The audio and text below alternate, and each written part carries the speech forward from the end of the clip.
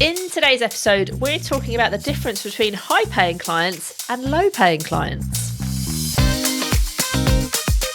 You're listening to JFDI with the Two Lauras. This is a weekly podcast where the two of us chat about all things related to building a business as a freelancer. Every week, we share tips, advice, and inspiration about business, marketing, and social media to help you build a business that fits around your lifestyle and family, but also pays you well.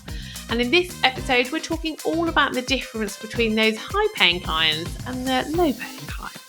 These days, saying something once on social media just doesn't cut it because no one sees all of your content. And there is massive power in repeating yourself. But repeating and repurposing your content doesn't mean publishing the same post or the same message every single time. It means using different content formats to say the same thing, which can be really, really difficult. So we've put together the ultimate guide to remixing your content to help you to reuse your best content, your best posts really quickly, and help your audience really understand what you can do to help them. Because when you do that, you can position yourself as an expert and win more clients. To get our ultimate guide to remixing your content for free today, just go to thetwolauras.com/ultimate. That's thetwolauras.com/ultimate. Okay, Laura Davis, let's get on with the show. Okay, so Laura, in simple terms, what is the difference when we're working with low-paying clients versus working with high-paying clients, in your professional opinion? In my professional opinion, it's the number you put on your proposal. Like, you've added an extra zero. That's it. Is that what you were hoping I would say? Yeah, so, okay, well, I was going to go a little bit deeper. I think the difference is, but it's like connected in 100%, because what I was going to say is the difference is confidence. The actual day-to-day, and we can kind of come on to some more practical points in a bit, but the reality is, it's just the confidence of what someone believes in themselves and puts on their invoice. It comes. Yes, someone is confident to charge £500. Someone else down the road is confident to put £2,000 on exactly the same proposal to exactly the same client. Yeah. And because I find this really interesting. Like, I talk with my client a lot about freelancers, and he's hired some shit ones in the past, me not included. And he's hired some, and to be fair, I've worked with him for 5 years and I've seen a lot come and go and I'm still there.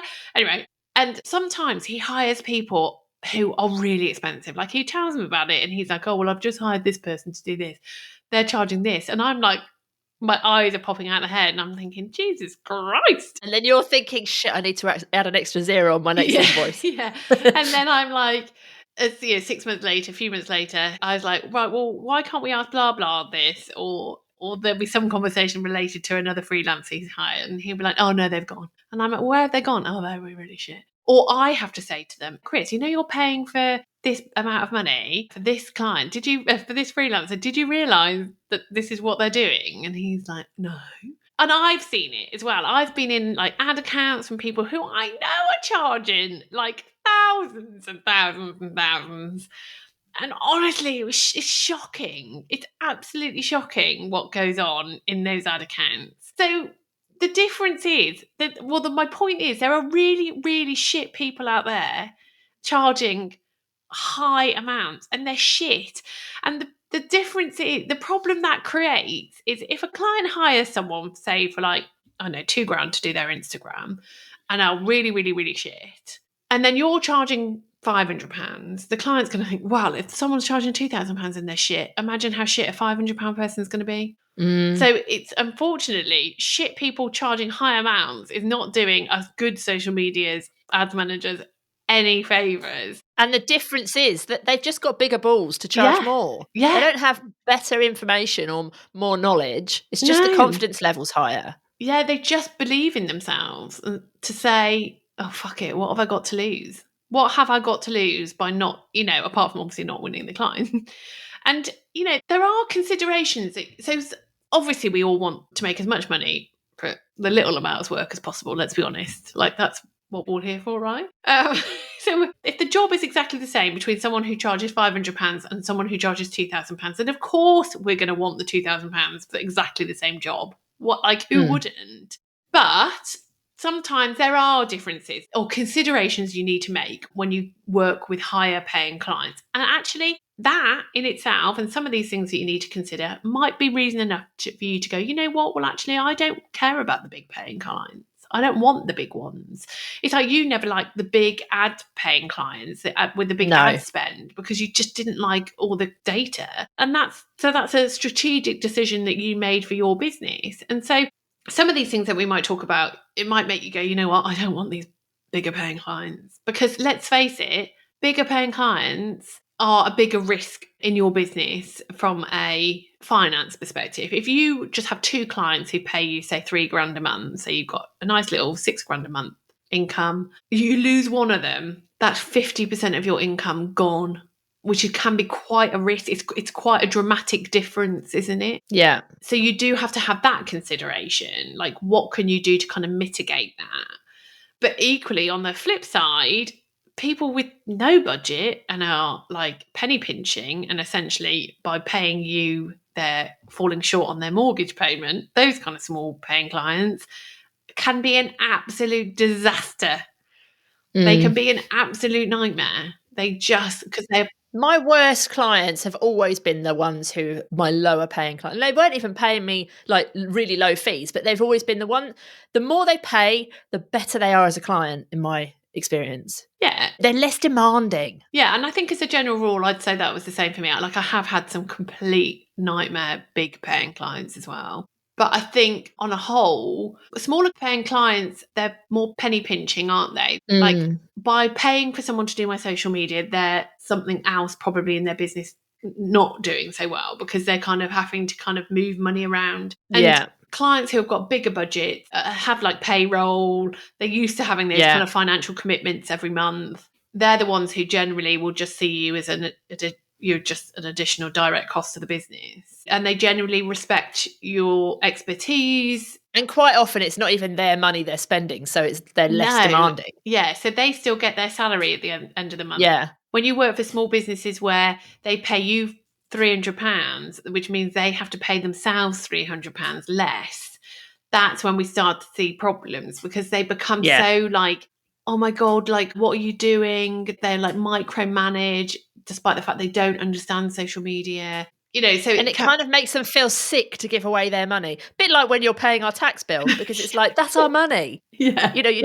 don't want to give your own money away, right? Yeah, it is. So their mindset plays a massive part on your experience of small and big paying clients. So there are pros and cons to this, you know. So you go for big paying clients, that could in theory create more risk in your business. You go for smaller paying clients, so if you lost a smaller paying client, it might not, yes, it will still obviously have an impact, but not a significant impact. But they might be a complete pain in the ass to work with on a day-by-day basis. So actually there are perks and downsides to both sides of the coin. But I think if you want to work with bigger paying clients, should we just kind of talk about some of the things that maybe some expectations that bigger paying clients might have on you as a freelancer? Yeah, I think there's some like considerations you need to think about, like from the beginning perspective. So like, I know I was kind of joking earlier, but I also was serious about when it comes to your proposal, like the biggest difference is just the number that you're putting on your proposal. Probably everything else that you're putting in there, you would have put it on there to try and win a £500 client compared to winning a £2,000 client. But it might be the way in which you're presenting that information might be different depending on who it is you're speaking to within the business. So those kind of things might change. And then when you win that client, like how you onboard them might be slightly different. You kind of want to be really smooth and slick, right? And start that relationship up kind of really well because they're kind of, to you, they're like a high quality luxury client, if you like. And they're really no different to the low paying one, but you want them to feel like they're different. Does that even make sense? Yeah. No, I think that's a really good point. And I think like slick is a good word, isn't it? Like if you're fumbling and like not really, it's just not smooth. They don't feel that process of being onboarded as smooth, and like you're having to kind of go back to them every other day and, oh, sorry, I also need this from you. And, oh, can I have this from you? And like you want like a nice like system in place to manage that kind of client relationship. You want the onboarding to be smooth. You want that proposal document to look shit hot. You know, you don't just want to put it on like an email. And I've lost clients because I've done that. Before I created a proposal template for my business, I lost a massive client. And I know it's because I just dropped them an email going, hi, I can work for you. This is how much I charge and this is what you'll get. Like I didn't give that kind of nice pretty kind of context to that price, and I lost that client. So having a awesome, and that's when I created the proposal template, which is now in the toolkit, and I never ever lost a client again. Always got every client that I ever sent that proposal document to. So I think having a really good looking and aesthetically pleasing, I know it sounds like false, like Wanky. it's, well, yeah. Yeah, but it does make a difference. It's like if you're thinking of a CV, if someone prints off, like I always remember this when I was at school. So we're going back to the days where you had a record of achievement. That's the kind of era I'm in. And you would have a CV, and there was all this about how to write your CV when you were at school, or it might have been college. And they would tell you to print it on good quality paper versus shit, like the thin tracing type paper, like the paper that I now use. Like always use the good, like more card-like paper to print your CV on. This is like the digital equivalent of that, isn't it? It's like your proposal could be on the shitty tracing paper or could be on the good. Obviously, I'm not saying that you actually print it. But equally, you wouldn't use the really great quality paper and then write a really shitty CV. No, true. It's all got to be good. It's just got to be smooth. Yeah. It's got to be nice. It's got to be, because in that process, it's not just about like the fact that, I'm sending them a pretty proposal document, or I've got a slick onboarding process, or I know exactly what to ask them at a certain point. It's just about that. It's about the feelings that you're creating for your new client. Especially when they're spending a lot of money, and yes, it might not be the money that pays their mortgage. Yes, they might not be. But they still have to justify paying that money. Exactly. There'll be someone saying to them, what's this outgoing? So you need to make them feel like they've made the right decision. You need them to feel really confident, like they can trust you. If you're like fumbling and being a pain in the arse and asking them 5,000 million questions, and there's nothing kind of pulled together, there's nothing slick about it, it will make them, and I've been down that road before. I've worked with people and I've just thought, Jesus Christ, what's happening? Like, this is a nightmare. And it just gives you a bad gut feeling. It's that buyer's remorse, isn't it? Yeah, you've said yes, and then immediately you're like, shit, maybe I shouldn't have said yes. Yeah, especially because they've sent the invoice. Yeah, exactly. So you need to mitigate that so that never happens. Yeah. So definitely, if you think I want to go for these bigger clients, just be thinking, how are my proposal documents? Do I need to get the ones in the social media manager's toolkit, which are in all different designs? And is it my whole onboarding process slick? How can I make that better? Obviously, you could also use what we recommend in the social media manager's toolkit. But like, it's about just taking a step back, isn't it? And thinking, does this actually look good? Like, are there typos in it? Like, does it look good and does it work well? Yeah. Those two things I think are really crucial. Yeah. And if you've onboarded a client before and it's not kind of worked and you found that there are things missing and you've had to go back and ask additional things, go and review and adapt and change your onboarding so it does include everything that you need. Definitely. So there's that kind of side of it. There's also, I suppose, if you are going to be taking on bigger clients and your capacity may be not stretched, because you would never want to do that, but you are going to be working maybe more at capacity. What can you do within your business to help you? Maybe it's time to take on a VA. Maybe it's time to take on someone to help you with your finances. And we would always recommend you take on people within your business, like other freelancers yourself, to help with your non-delivery of the work, like so you can carry on doing delivery. Like even like just getting a cleaner, using things like HelloFresh, or doing online shopping instead of having to go to the supermarket. All of those things will kind of free up time and brain space for you as well. Yeah. And also, I guess, what can you automate in your business? Are you someone who manually sends all of your invoices every month? Is there a way that you can just use something like Xero or something and automate that process? There will be loads of automations that we can all do in our business. How can we be more organized with our time? So if you've gone from having a couple of days a week that you can work on your business, that you spend doing your own social, and you're not going to have that anymore, how can you ensure that you're still marketing your business? Like, how can you be more organized? How is it that you're going to work best to make best use of your time? So you want to have and we're all going to be different with that because we all work very differently, but you'll certainly want to have that. on your mind, because to come on to the next point, that you have to continue to market your business. Because as we mentioned, if you've got big paying clients and you're working with less clients, but they're high paying, if you lose one of those, it's such a big impact on your finances. So you will always need to be having a pipeline of businesses. And the way to achieve a pipeline of keen prospective businesses who want to work with you is by continuing to market your business.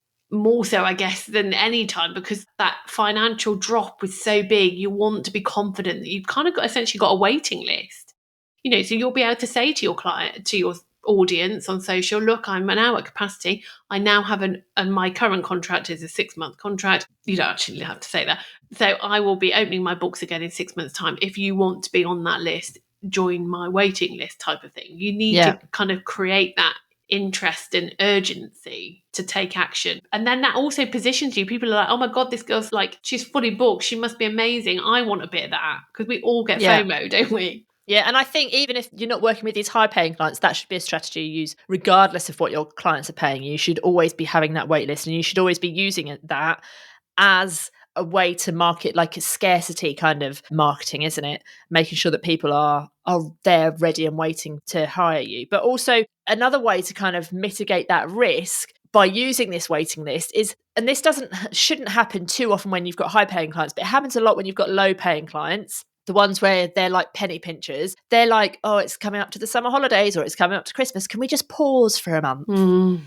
you're like, no, that's not how life works. You can't just pause my contract. But that's another reason. If you've got that waiting list, you've got people waiting for you, but you can be like, well, no, we can't pause. You can end your contract, but then you will lose your space because I've got a waiting list of however many people. And that's another way to kind of get them over that whole hurdle of them wanting to be annoying and pause a contract, which is like, come on, let's get a grip. That's what you should put in your email, by the way. No, get a grip.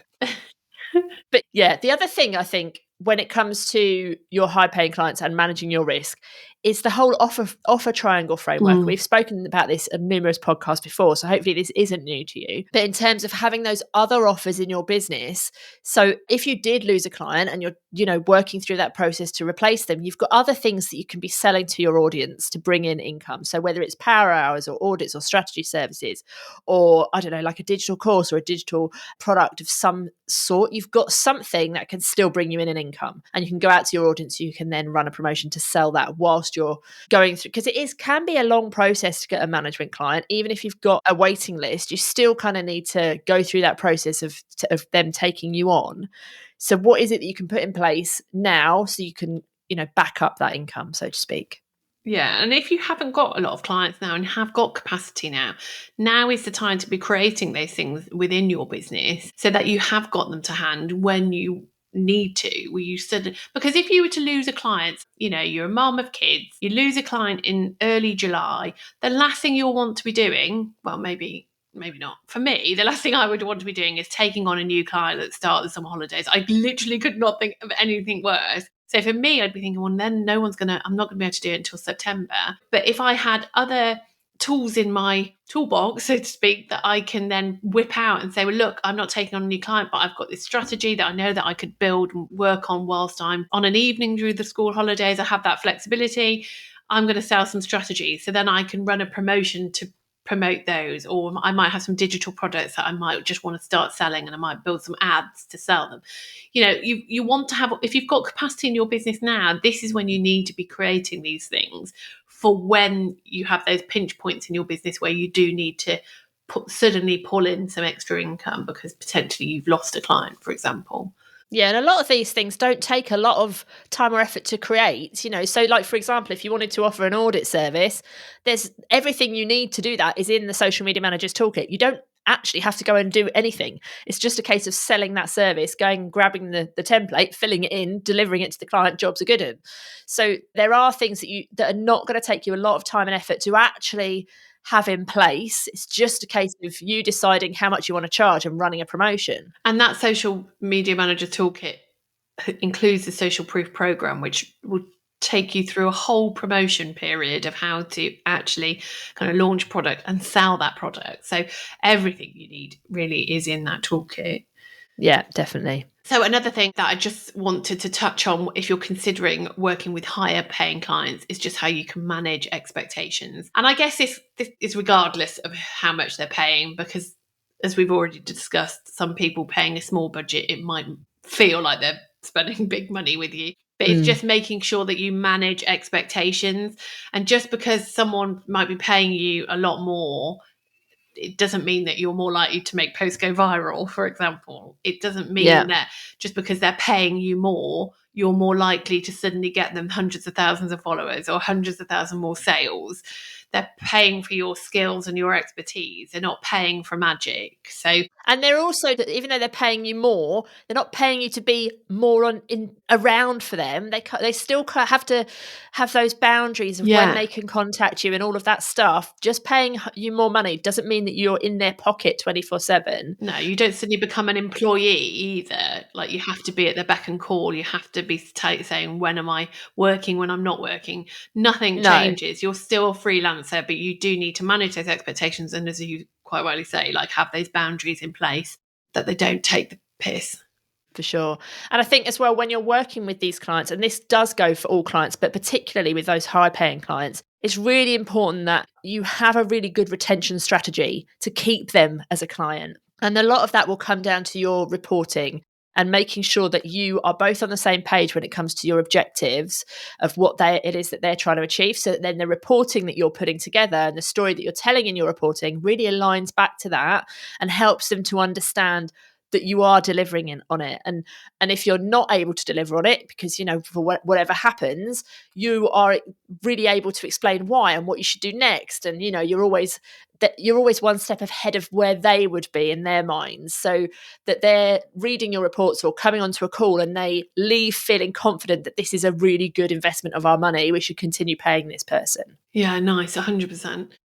So I just think, kind of to wrap it up in summary, there's so much content out there about how you need to have high paying clients and high paying clients this and high paying clients that. And high paying clients, they aren't the be all and end all, I think, is what I really want to get across. Obviously, I want everyone to make as much money as possible, but I just want people to go into it with their eyes open. Now, I'm not saying that and therefore suggesting that we should all be paying and charging pennies. I am not. And there is obviously a lower limit on how much we should be charging. But I think it's just about respecting what's right for you. And actually, high-paying clients might not be right for you. You might not want that. And your high-paying client to somebody else might be cheap. Yeah. Everyone's version of high-paying is different, isn't it? Yeah. So just decide what you want. And try working with some big-paying clients. They might not be for you. But equally, you might not enjoy working with the smaller businesses where they're potentially more hands-on, or you don't have a marketing team to maybe work with. There's like all different things that you'll need to consider, and every business is different, to be honest. But I suppose the difference is here. It just comes down to your confidence, your self-belief, knowing your numbers, knowing what the minimum you've got to charge to make a profit in your business after you've paid for yourself. It's all of those things you need to bear in mind when you want to decide what you're charging. But I suppose to try to motivate you, as we said right at the start, the difference with the people who are charging the high numbers isn't because they know more than you. It's not because they are better than you. It's just because they've got, as Laura has got bigger balls and has put a extra zero on their invoice. They've gone big. So we all just need to have bigger balls if we want bigger balls. Bigger balls if you want bigger balls. You heard it here first. Get that on a graphic. Get that on a graphic. So throughout this episode, Laura and I have mentioned the toolkit quite a few times. If you're interested in finding out more about how that can help you with getting and working with higher paying clients or any clients at all, go to thetwolauras.com/toolkit and we'll put that link in the show notes too. And that's it for another episode. We will be back, same time, same place next week. And in the meantime, come and drop into our DMs on Instagram and tell us whether you are working with high-paying or low-paying clients and which you prefer. Yes, I'd love to know that. Yeah. Alrighty. Right, we'll see you soon. See you soon. Au revoir. Au revoir. Oh, so French.